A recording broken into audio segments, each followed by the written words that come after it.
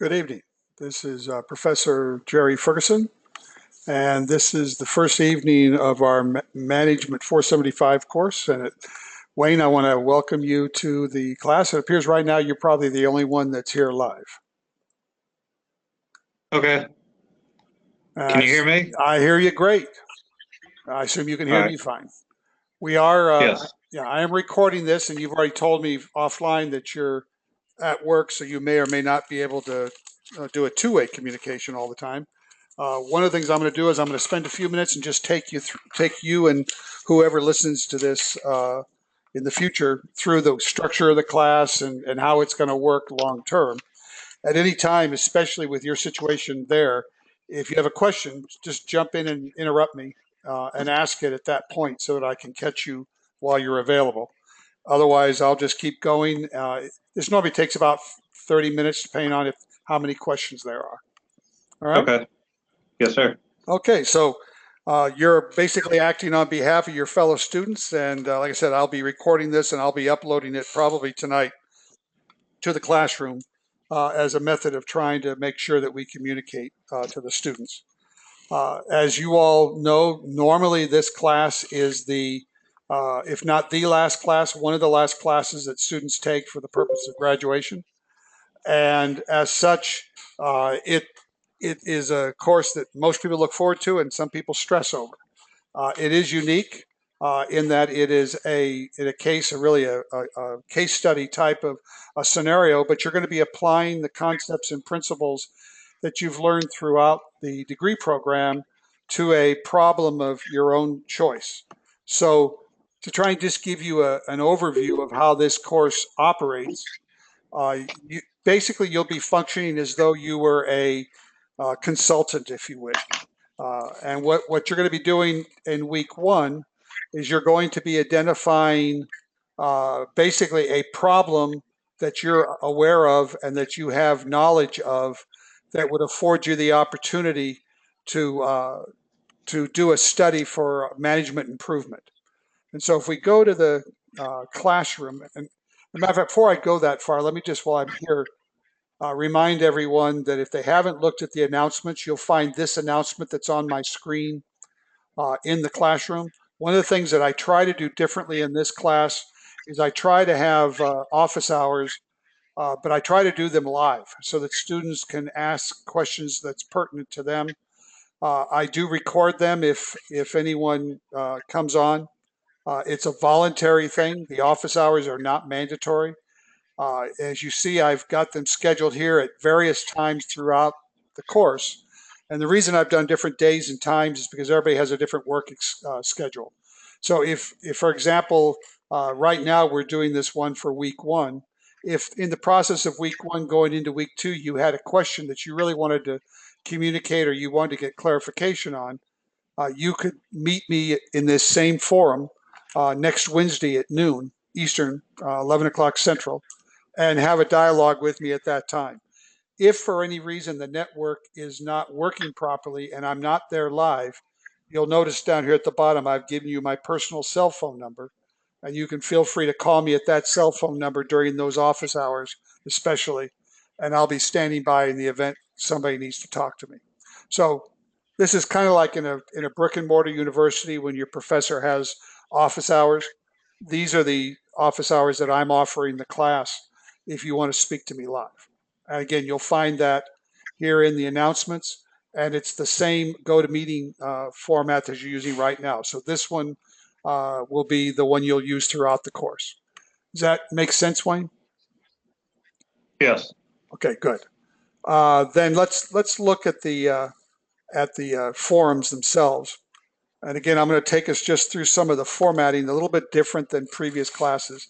You'll notice that in forum week one under introduction, I've provided you with a number of pieces of information to try and help you get a good kickstart, besides just the normal welcomes that you would see from any professor in the class. I've provided you with some information here under heads up on final project. And what I've tried to do is share what I'm going to share in this meeting in a written format to explain what the project looks like And in particular, this topic I'm going to talk about in a few minutes about stakeholders, because that's a concept a lot of students struggle with in the beginning. You also will find in the same link area, let me get back there, a second link that is referred to as developing a problem statement. And what I've done is I've given you about 5 internet access locations to go to try and understand what we mean by writing an effective problem statement. So this week, what you're going to be doing, you're going to be sending me, and Wayne, you've already done it, you're going to send me an email telling me that you've read the material and that you understand it. But then your homework assignment for this week is to basically develop that problem statement. What is it that you want to research over the next uh, 8 weeks? Almost without failure, I usually end up with a student saying, well, gee, can you give me some examples of problems that we might research? And what I tell them is that in the past is that unfortunately that's part of the process of this assignment is for you to deal with the critical thinking process of what it takes to develop an effective problem statement, meaning defining a problem that you have knowledge or access to. It could be at your work, it could be at a prior employment, it could be a volunteer organization you're in, anything like that, where you're aware of a management type problem that you can use as a research vehicle for you to be able uh, to show the skill sets that you've learned in the management program. So what I encourage you to do is go through and read these links, and they'll teach you how to write a clear, concise problem statement. And normally that's going to be 2 or 3 sentences that just simply says, here's the nature of the problem, here's why it's a problem, and what gains there could be in the event that you solve the problem. Does that make sense, Wayne? Yes. Okay, good. So you're really, the more you can narrow down that problem statement and make it concise and measurable, the easier your assignment's going to be. So I encourage you to read these links. You'll find other links if you go in and just search for problem statements in Google. You'll find other documents. But these were just a few that I came up with that I think will be beneficial. So let me just go take a step back and explain what you're going to be doing in this course. Unlike previous courses where you've had specific assignments that you complete and then you move on to the next week and basically don't have to worry about what you did the week before, what you're doing in this course is you're developing a research paper that is going to basically investigate different facets of that problem statement that we just talked about. But you're going to develop those sections over the next 6 weeks. So in week 1 through week 6, each week you write a different segment of a larger paper, and they all pertain to the problem statement that you're going to develop this week. And you're going to write that that section dealing with the specific topic that's laid out in each of the weekly forums. And I'm going to give you feedback based on what you write. And then what you'll do is you'll go back and you'll wordsmith and correct the submission you made based on my feedback. But then you'll move on to the next week and write the next paper. And they're each 6 different standalone papers. And then when you get to the very end, meaning week 7, you're going to take those previous papers and you're going to combine them into a smoothly formed paper. So while they're 6 separate papers, you can't just paste and cut them together because you have to make sure that they flow through. But you're basically working on 6 different chapters, if you want, of a larger problem statement.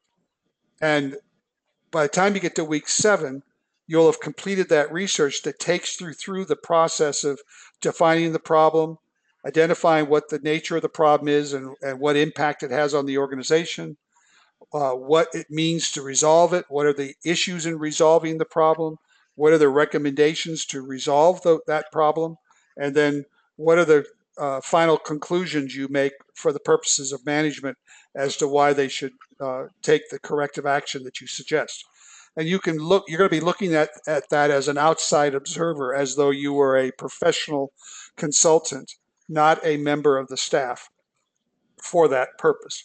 And so that's the logic behind the papers. My feedback each week is going to be intended to help you to improve.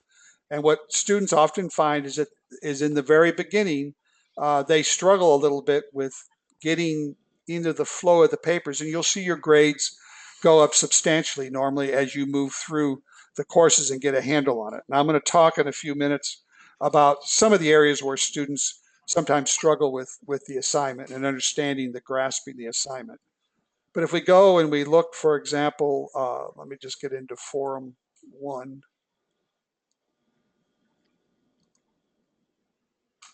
My machine's just running a little bit slow. Okay, and we go to Forum 1.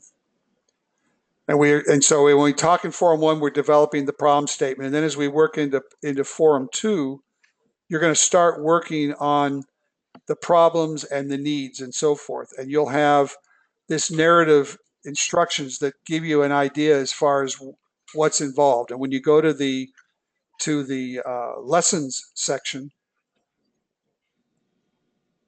and you open up the lesson sections for week 1, you're going to find the instructions and recommendations as far as what's to go into that section. In this case, we're talking about developing the problem identification and statement. And so each of these sections will help you to orchestrate that week's paper. Each paper is a standalone paper in an APA format, following APA rules. And then, like I said, when you get to the week 7, you're going to strip out, the parts that are repetitive, and you're going to combine them into a smooth, flexible discussion paper. Any questions before I go on, Wayne? It looks like Jamie joined us as well. Welcome, Jamie. Anyone have any questions based on what I've said so far? No, it's pretty straightforward so far. Okay, and Jamie, if you missed the beginning, this is being recorded, so you didn't miss anything. You'll be able to watch the recording from the beginning. Okay. All right. So what happens then is, like I said, you're going to be writing these as APA papers, which means you've got to follow, the citation rules. There's a couple of things that students struggle with. They struggle with the fact that as a consultant, they also you have to write this paper as a scholarly paper. And in scholarly papers, we do not use first person. Even though you're observing the process, you should be writing it in third person. So we don't want to see things like I believe or I think.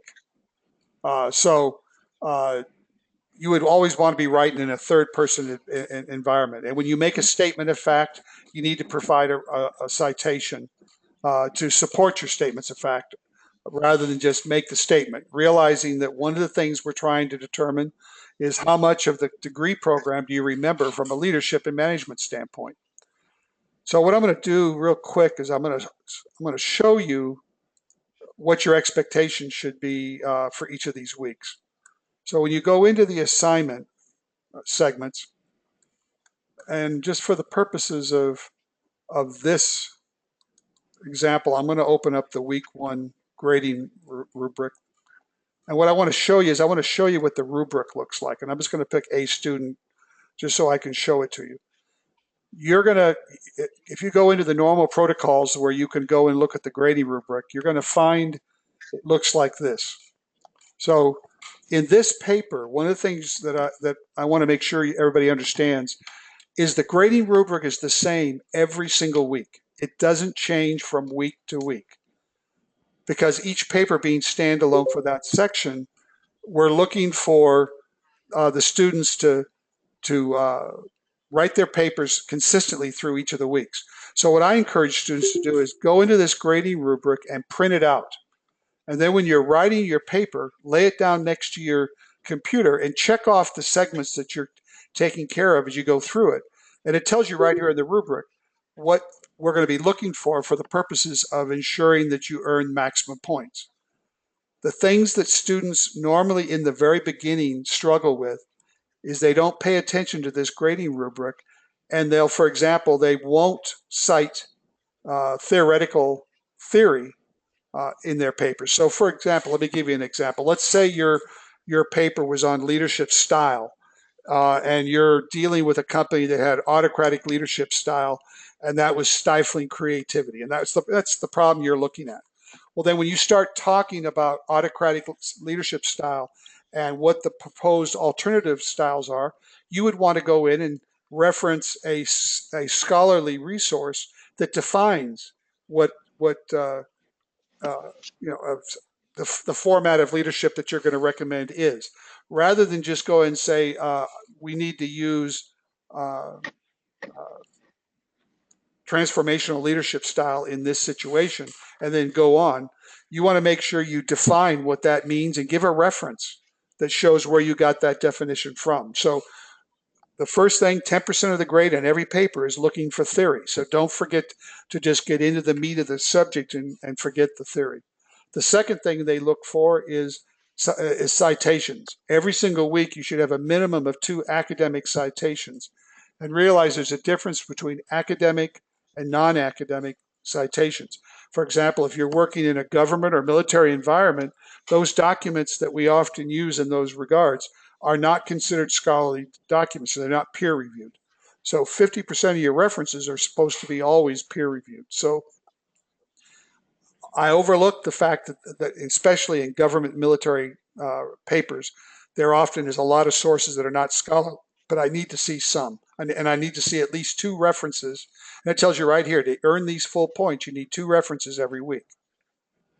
The next area we look at each week is this concept of the problem statement and addressing the impact of the problem statement upon whatever topic you're talking about that week.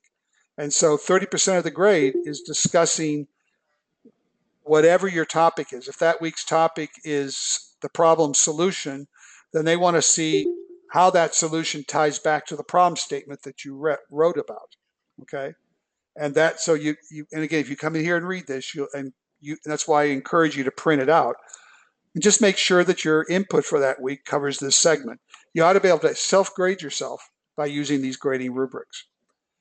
The next one is the one that most students struggle with for weeks. And one of the reasons why I'm doing this recording is to try and help students get a grasp on this at the very beginning so you don't lose these points for failure to understand or the concept. And what we're talking about here is stakeholders. Stakeholders are not the same as stockholders.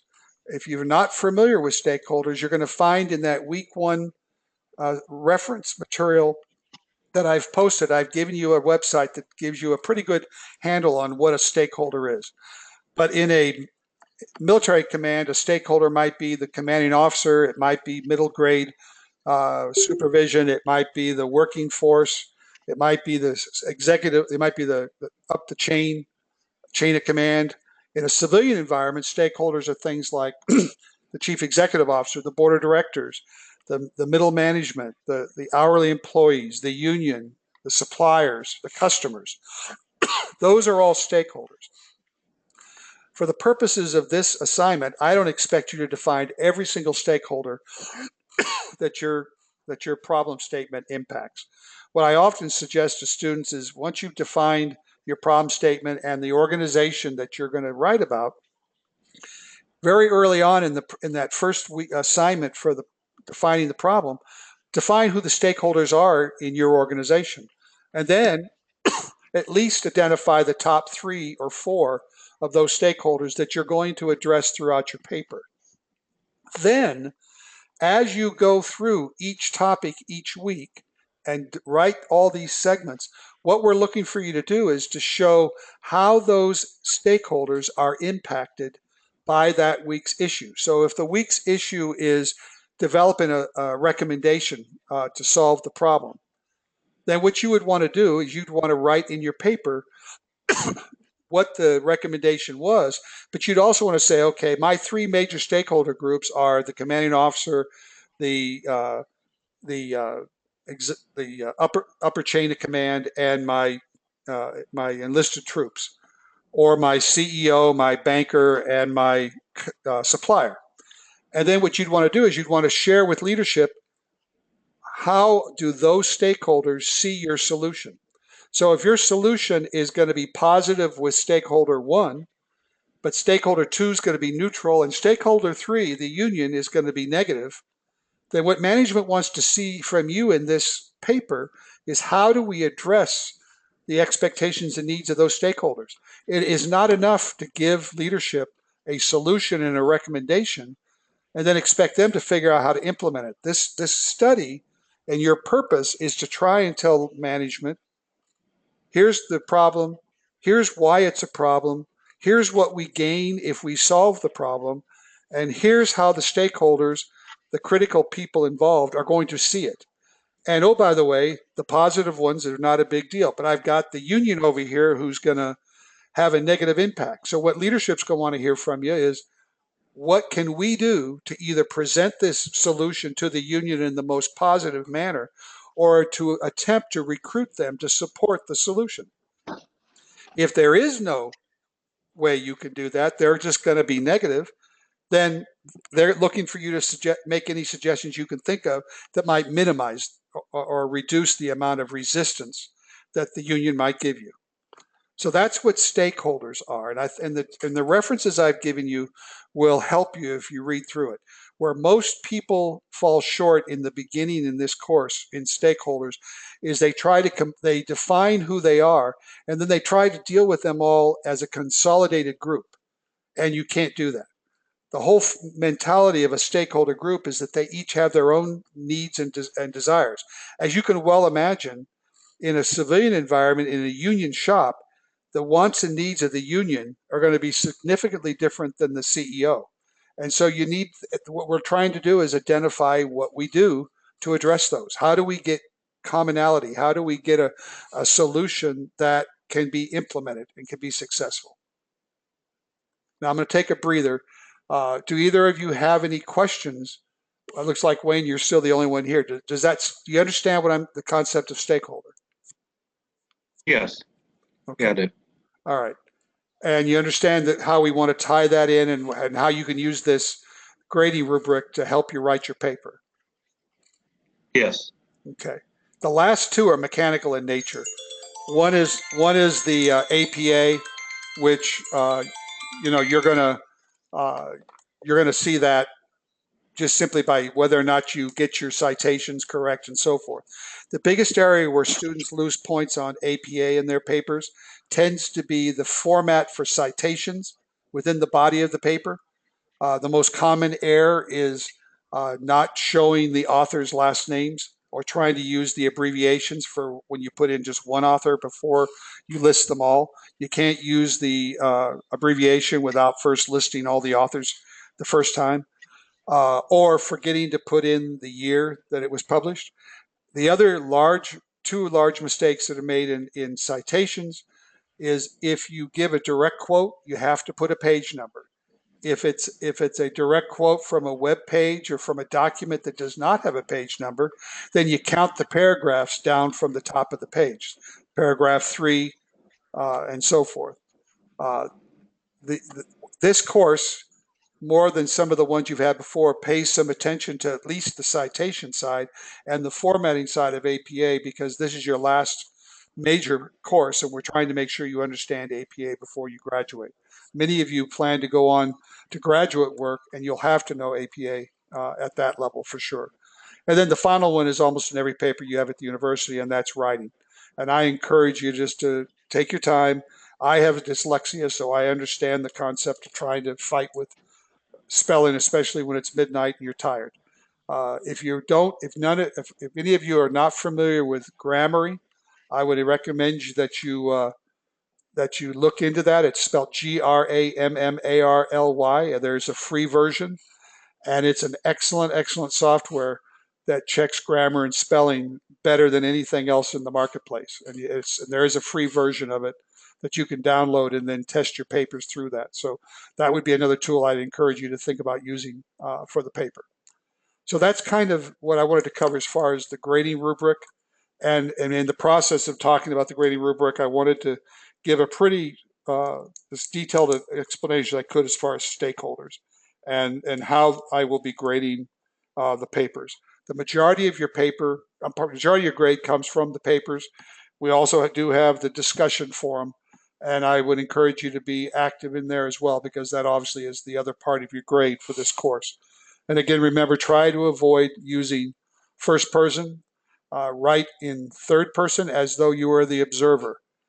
Even if it's something that you're thinking of, you need to find resources that allow you to use third person in sight.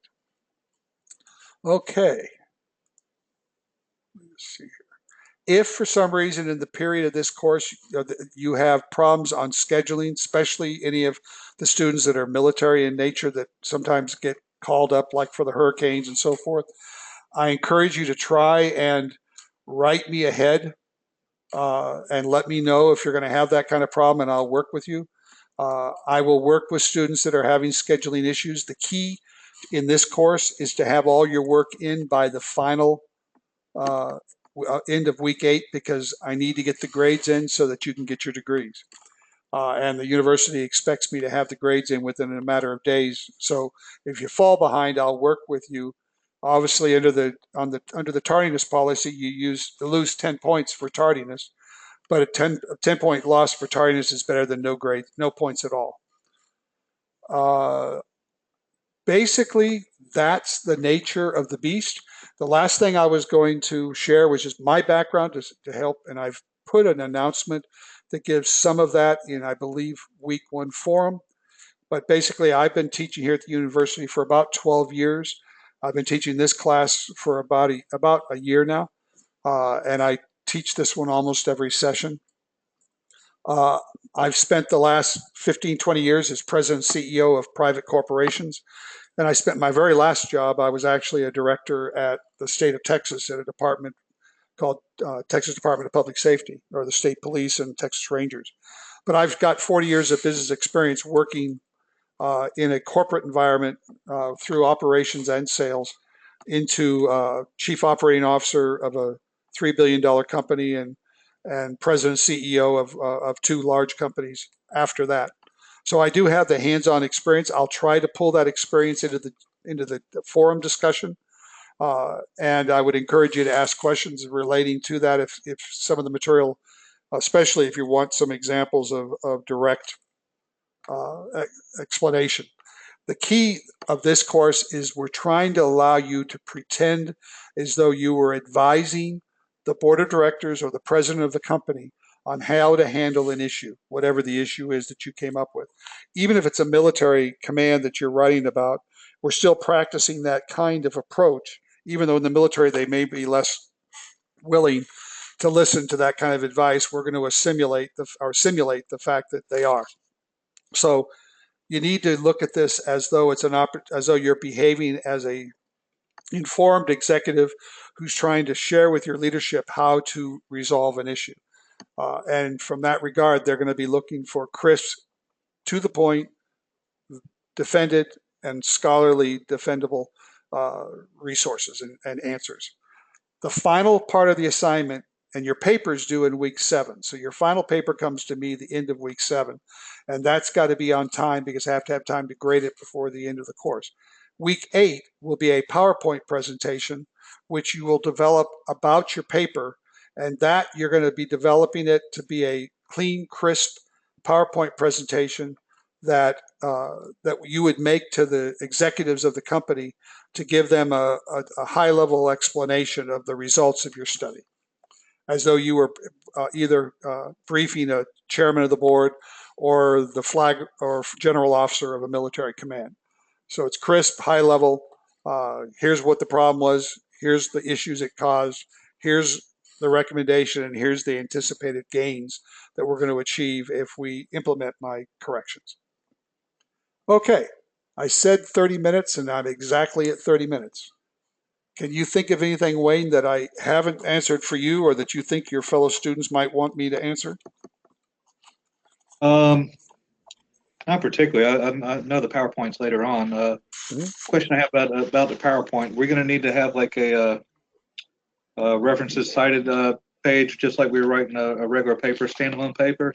Normally, what I suggest to students is put a reference page at the end of your PowerPoint that captures Uh-huh. any reference that you used for the PowerPoint, but I'm not going to expect you to cite on the slide Okay. because you'll have already done it in the paper. So Right. this is really a very high level. You know, if you're talking to a chairman of the board, he's not going to want to see a footnote or a citation necessarily. The reason for the references is just simply so if anybody wanted to go back to your paper, they could see where you got it from. Okay. Okay. And That's the main question. and the PowerPoint you can have fun with. Use graphics. I'm going to be looking for crisp bullets, not long, bulky sentences and paragraphs. You can use the speaker's notes to put the narrative comments as though you were briefing it. But the PowerPoint's going to be crisp and to the point.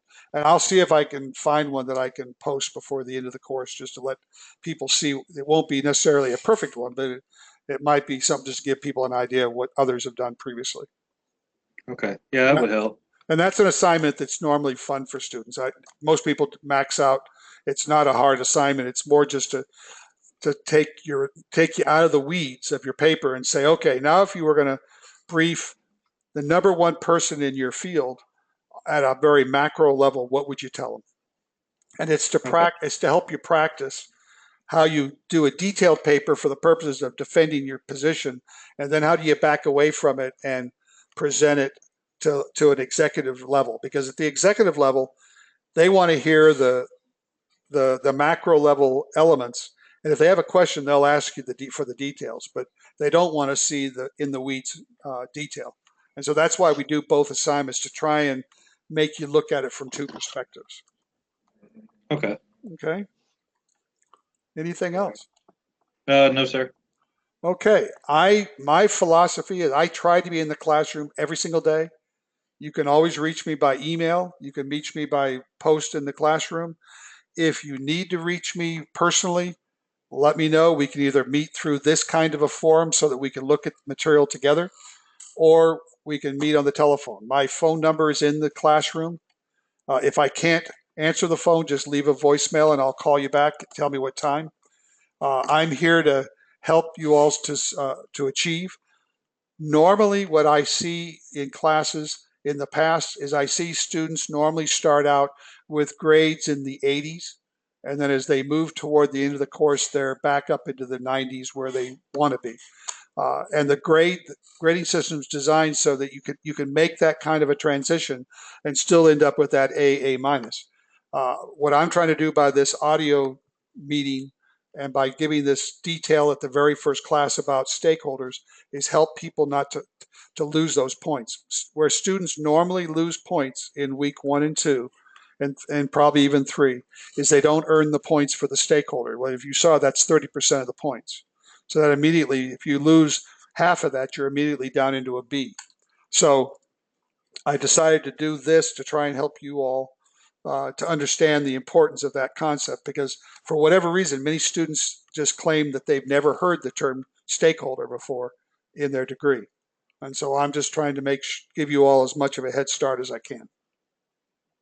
If you haven't got anything else, Wayne, that you can think of or questions you have, then you're free to go, and I'll make sure I don't have anything else that I need to add to the recording, and I'll upload this in the classroom probably tonight before I go to bed. Okay. Well, thank you for All your right. time. Well, thank you, Wayne, and I hope you get out of work soon. Yeah, me too. Okay. Take care. All right. You Bye-bye. too. Bye.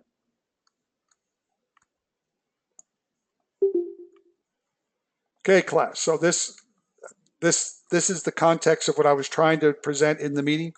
I will add other video conference recordings as necessary to clarify. If you have, after watching this video, if you do not still are confused or do not understand one of the concepts, I would strongly encourage you to email me or reach out to me. It's critical. If you don't want to lose those points and you want to get ahead of the power curve, it's critical that you that you understand these basic concepts before you start writing that first paper. I'm excited to get to know each and every one of you. I welcome you to the class. I've not lost anybody yet, so as long as you stick it out and you give this your best effort, uh, you should have no problems getting through it. And like I said, if you've not ever used Grammarly, I would encourage you to look at that and see if that can help you to improve your writing style. Thank you very much. Hope you had a great day, and I look forward to seeing you in class.